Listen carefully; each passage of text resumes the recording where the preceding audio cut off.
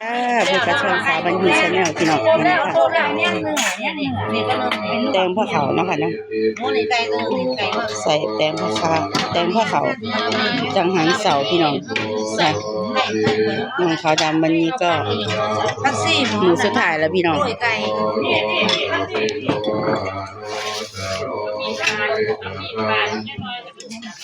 นี่มันอยากสั่งมันคมเลยย่างอันเนื้อไก่ย่างตะลีบ้านนั่นนี่ไก่ย่างตะลีนี่นะเฮ็ดไปแบบเอาตะลีว่ามีอยู่เอาเอาอีกแค่หนึ่งพอดูหน่อยเดี๋ยวมาทำดีล่ะนี่จะพูดไก่นี่ไก่พี่บ้านนั่นนี่เนาะจับนิดแน่ย่างผ้านี่จะว่าย่างอีกย่างผ้าสวย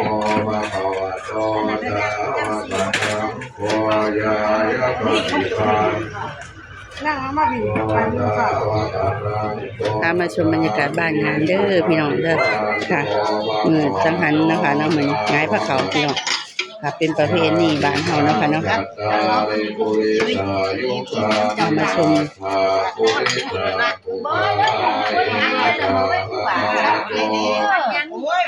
จะบอกคนก็จะทางนี้ก็ได้บอกจำไม่ได้เรื่องจักนะแทงโรยทุกการแทงโรยไกลทุกการไม่เลยได้มันจะเป็นตัวไก่น้อยนี้น้อยหนึ่งตัวไม่กินย่างซีนโอเคลวกซีนปีได้เลยปี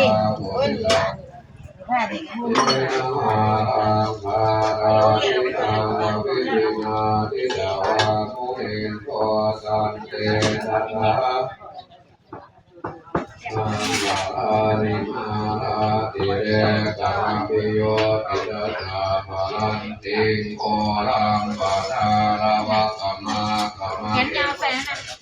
ไอ้ยัง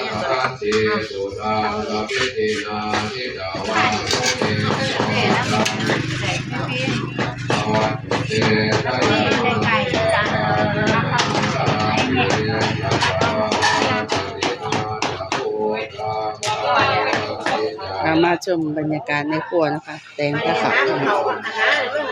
เอาเป็นว่าคลิปนี้ก็จะขออนุญาตไปก่อนนะคะนะจะพบกันในคลิปนี้ก็ขออนุญาตขอตัวไปก่อนนะคะนะจะพบกันในคลิปต่อไปค่ะบ๊ายบายโชคดีทุกท่านทุกคนนะคะเก็บภาพบรรยากาศบ้านงานนะคะนะแตงผ้าขาวหมู่สุดท้ายง่ายผ้าขาวพี่น้องสี่จนพี่น้องสี่ทุกท่านทุกคนจงมีแต่ความสุขนะคะร่ำรวยทุกท่านทุกคนโชคดีบายบายไปแล้วค่ะ